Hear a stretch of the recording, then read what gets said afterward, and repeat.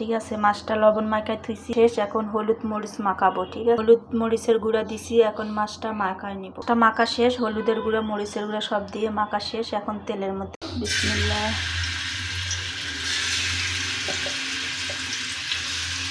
দেখতে পাচ্ছেন রুই মাছ, ঠিক আছে। রুই মাছ আর মেয়ের জন্য পাঙ্গাস মাছ মিক্সড করে রাখি। ঠিক আছে, আমার মাছটা দেওয়া শেষ। একটু নাইড়া দেই, নাইড়া দিয়ে উল্টা দেই, কি অবস্থা। ঠিক আছে, কালকে তো আমার পুরো মাছগুলো ভাঙিয়া গেছে। তা আজকে আমি অল্প করে তেল দিছি, অল্প করে তেল দিয়ে আজকে মাছ ভাজবো। দেখি আজকে মাছ ভাঙবে নাকি।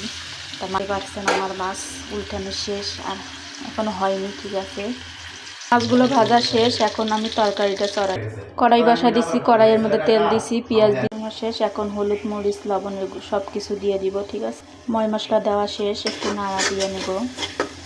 নাড়া দেওয়ার পরে হালকা করে একটু কষানোর জন্য পানি দিব।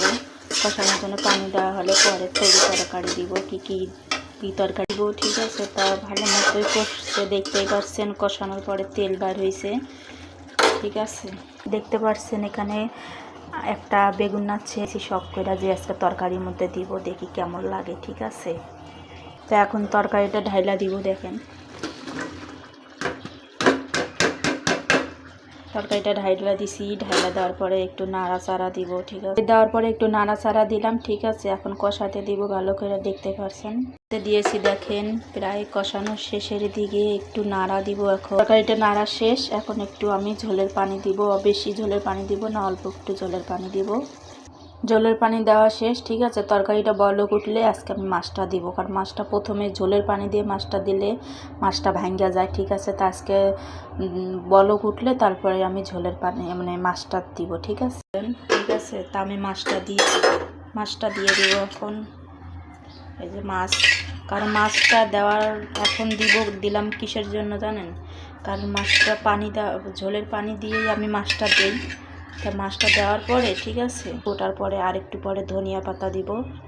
ধনিয়া পাতা দিলেই তরকারিটা হওয়ার শেষের দিকে, ঠিক আছে, একটু ধনিয়া পাতা দিলাম, কারণ ধনিয়া পাতা দিলে তরকারির টেস্টই অন্যরকম হয়। ঠিক আছে, ধনিয়া মানে একটা কথা কি, যে যখন শীতকাল আসে, ঠিক আছে, তখন আমাদের মানে ভরপুর ধনিয়া পাতা খাওয়া হয়। ঠিক আছে, মানে প্রত্যেক বুধবার দিনে করে আপনাদের ভাইয়া ধনিয়া পাতা নিয়ে আসে, তো অনেক ভালোই লাগে, কারণ শীতকালের তরকারিটাও মজা লাগে, আর ধনিয়া পাতা দিলে আরও অনেক গ্রান হয়। ঠিক আছে, তা দেখতেই পারছেন আমার তরকারির কালারটা।